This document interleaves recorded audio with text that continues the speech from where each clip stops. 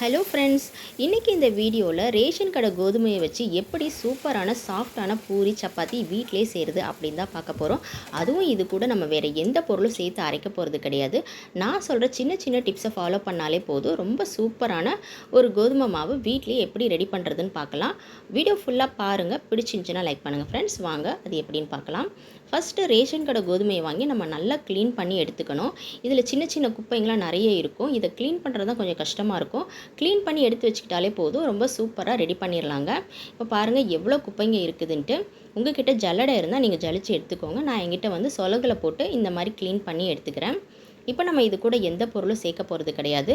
ரொம்ப சிம்பிளாக இதை வந்து நம்ம வீட்டிலே எப்படி சின்ன சின்ன டிப்ஸை யூஸ் பண்ணி நம்ம செஞ்சிடுறது அப்படின்னு பார்க்கலாம். இதுக்கு ஃபஸ்ட்டு நல்லா க்ளீன் பண்ணி எடுத்துக்கிட்டு ஒரு பாத்திரத்தில் சேர்த்தலாம். நல்லா அகலமான பாத்திரமாக எடுத்துக்கோங்க. எடுத்துகிட்டு இந்த கோதுமையை நல்லா க்ளீன் பண்ண கோதுமையை நம்ம இதில் சேர்த்துக்கலாம். இதில் நல்லா தண்ணி ஊற்றி வாஷ் பண்ணிக்கலாம். நல்லா நிறைய தண்ணி ஊற்றிக்கோங்க. தண்ணி ஊற்றி க்ளீன் பண்ணும்போது சாதாரணமாக க்ளீன் பண்ணாதீங்க. உங்கள் கைகளால் நல்லா தேய்ச்சி கொடுங்க. நம்ம நல்லா அதை உரசி தேய்க்கிற மாதிரி நல்லா தேய்ச்சி எடுத்துக்கணுங்க. இந்த மாதிரி உங்கள் கைகளால் நல்லா கழுவி எடுத்துக்கோங்க. அப்போ தாங்க இது நல்லா க்ளீன் ஆகும். அது மட்டும் இல்லாமல் நல்லா சாஃப்டான பூரி சப்பாத்தி நமக்கு கிடைக்கும். இப்போ இதை நல்லா ட்ரைன் பண்ணிக்கலாம். இப்போ இது வந்து ஒரு 2-3 வாட்டி கழுவுனாலே போதுமானது. ஆனால் அப்படி இல்லாமல் நம்ம ஒரு 5-6 வாட்டி இது நல்லா கழுவி எடுத்துக்கலாங்க. அப்போ தான் இது நல்லா சாஃப்டாகும். உங்கள் 2 கைகளாலையும் தேய்ச்சி கொடுங்க. இந்த மாதிரி தேய்ச்சி கொடுத்தாதாங்க உங்களுக்கு நல்லா க்ளீன் ஆகும். அது மட்டும் இல்லாமல் லைட்டாக இது வந்து பாலிஷ் ஆன மாதிரி ஆகும். அப்போ தான் நமக்கு சாஃப்டான பூரி சப்பாத்தி கிடைக்குங்க. இப்போ நல்லா ஒரு 5-6 வாட்டி கழுவுனதுக்கப்புறமா இதை நம்ம காய வச்சிடலாம். ஒரு துணியை விரிச்சோ இல்லை தட்டுலேயோ போட்டு காய வச்சுக்கலாங்க.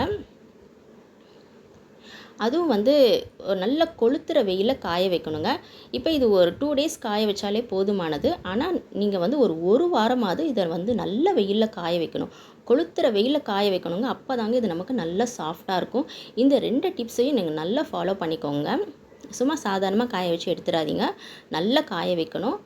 இப்போ காஞ்சதுக்கப்புறமா நம்ம இதை அரைச்சி எடுத்துகிட்டு வந்தாச்சு. இப்போ நார்மலாகவே நம்ம எப்பவும் போல் வீட்டில் எப்படி செய்கிறோமோ அதே மாதிரி செய்யலாம். அதுக்கு முன்னாடி இதை நம்ம ஜலிச்சு எடுத்துக்கலாங்க.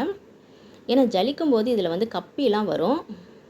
ஸோ அதெல்லாம் எடுத்துட்டா தான் நமக்கு நல்லா சாஃப்டாக இருக்கும். நான் அதெல்லாம் இல்லாமல் ஜலிக்காமலே தாங்க செஞ்சு பார்த்தேன். அப்போவும் எனக்கு நல்லா பூரிலாம் வந்து நல்லா உப்பலாகவும் சாஃப்டாகவும் இருந்துச்சு. இதை வந்து நம்ம இப்படியே நம்ம சமைச்சு சாப்பிட்டோன்னா சில பேருக்கு ஒத்துக்காது, வயிற்று வலி வரும். அதனால் வந்து நம்ம அதை ஜலிச்சு எடுத்துக்கலாம். சில பேருக்கு காலையில் டாய்லெட் போகிறது வந்து மோஷன் போகிறது வந்து கஷ்டமாக இருக்கும். அவங்க இதை அப்படியே நம்ம சாப்பிட்டோன்னா நல்லா ஃப்ரீயாக இருக்கும். ஸோ அந்த மாதிரி இருக்கிறத தவிர்த்து மற்றவங்கெல்லாம் வந்து இதை ஜலிச்சு எடுத்துக்கோங்க. அப்போ தாங்க நல்லது. இந்த மாதிரி கப்பிலாம் இருக்குது பாருங்கள், இதெல்லாம் வந்து நம்ம ஜலிச்சு எடுத்துக்கலாம். இப்போ இந்த மாவை எப்பவும் போல் நம்ம பிசைஞ்சு எடுத்துக்கலாங்க. இப்போ நம்ம இதை பாத்திரத்தில் சேர்த்துக்கலாம். இது நம்ம நல்லா காய வச்சதுனால இது நல்லா வந்து தண்ணி வந்து அப்சர்வ் பண்ணுங்க. அதனால் தேவைக்கு அதிகமாக நீங்கள் தண்ணி ஊற்றிக்கலாம். இப்போ எப்பவும் போல் நம்ம உப்பு, எண்ணெய், தண்ணி சேர்த்து இதை பிசைஞ்சு எடுத்துக்கலாங்க. நீங்கள் கடையில் வாங்குகிற பிராண்டட் ஐட்டம் கூட வந்து இந்த அளவுக்கு சாஃப்டாகவும் டேஸ்ட்டாகவும் இருக்காது. இது அதை விடவும் சூப்பரான டேஸ்ட்டாக இருக்குங்க. இப்போ இதில் நல்லா தண்ணி ஊற்றிக்கோங்க. பூரிக்கு மாவு பிசையும் போது எப்போவுமே வந்து நம்ம கரெக்டான தண்ணி ஊற்றி பிசைஞ்சு எடுத்துக்கணுங்க.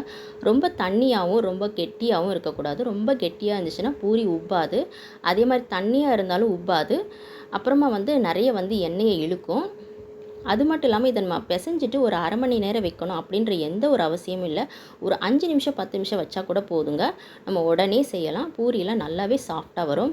இப்போ பாருங்கள், நான் கட்டையில் வந்து இந்த பூரியை பரத்தி காட்டுறேன். இதுக்கு வந்து நான் எந்த ஒரு எண்ணெயும் இப்போ ஊற்றி பண்ணலை, மாவும் வந்து கூட சேர்க்கலை. அப்படியே தான் இந்த கட்டையில் தடவி நான் இப்போ பரத்திக்கிட்டு இருக்கேன். பாருங்கள், ஒட்டவே இல்லை.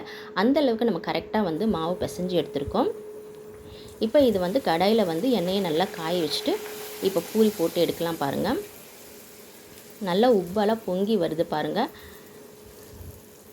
நம்ம எத்தனை தொடர்ந்து நான் போடுற எல்லா பூரியுமே பாருங்கள் நல்லா பொங்கி வரும். ஒரு பூரி 2 பூரியில் எல்லா பூரியுமே நல்லா பொங்கி வருங்க. நீங்கள் கடையில் வாங்குறது கூட இந்த அளவுக்கு சூப்பராக இருக்காது. எங்கள் வீட்டில் பசங்க எல்லாருக்குமே வந்து மைதா பூரி தான் பிடிக்கும். ஆனால் இந்த கோதுமை பூரியை சாப்பிட்டுட்டு இது வந்து கோதுமை மாவு மாதிரியே இல்லை, அந்த அளவுக்கு டேஸ்ட்டாக இருக்குன்னு சொன்னாங்க. அவ்வளோ டேஸ்ட்டாக இருந்துச்சு. பாருங்கள், போடுற எல்லா பூரியுமே நல்லா பொங்கி வருது. நம்ம கண்ணு முன்னாடி நம்ம க்ளீன் பண்ணி அரைச்சி செஞ்ச ஒரு ஹெல்தியான கோதுமை மாவு தாங்க. நமக்கு இது வந்து ரொம்ப மலிவான விலையிலும் அதாவது இலவசமாகவும் இது ரேஷன் கடையில் கிடைக்கிது. இதை மிஸ் பண்ணிடாமல் இந்த மாதிரி ட்ரை பண்ணி பாருங்கள். எவ்வளோ சாஃப்டாக இருக்குதுன்னு பாருங்கள். மேலே வந்து நல்லா கிறிஸ்பியாகவும் உள்ளக்க சாஃப்டாகவும் இந்த பூரி இருக்குது. ரொம்ப டேஸ்ட்டாகவும் இருக்குங்க. எங்கள் வீட்டில் வந்து இதை சாப்பிட்டுட்டு இனிமேல் மைதா பூரியே தேவையில்லை, இந்த கோதுமை பூரியே எங்களுக்கு போதுமானதுன்னு பசங்க சொல்லிட்டாங்க. அந்த அளவுக்கு அவ்வளோ டேஸ்ட்டாக இருக்குங்க. பிராண்டட் ஐட்டத்தை விடவும் இது சூப்பராக இருக்கும். ட்ரை பண்ணி பாருங்கள். சப்பாத்தி கூட ரொம்ப டேஸ்ட்டாகவும் சாஃப்டாகவும் வந்துச்சு. இந்த வீடியோ உங்களுக்கு எல்லாருக்கும் ரொம்பவே யூஸ்ஃபுல்லாக இருக்கும் நம்புகிறேன். பிடிச்சிருந்துச்சின்னா லைக் பண்ணுங்கள், உங்கள் ஃப்ரெண்ட்ஸ் அண்ட் ஃபேமிலிக்கும் ஷேர் பண்ணுங்கள். மறந்து நம்ம சேனலை சப்ஸ்கிரைப் பண்ணி வச்சுக்கோங்க. தேங்க்ஸ் ஃபார் வாட்சிங்.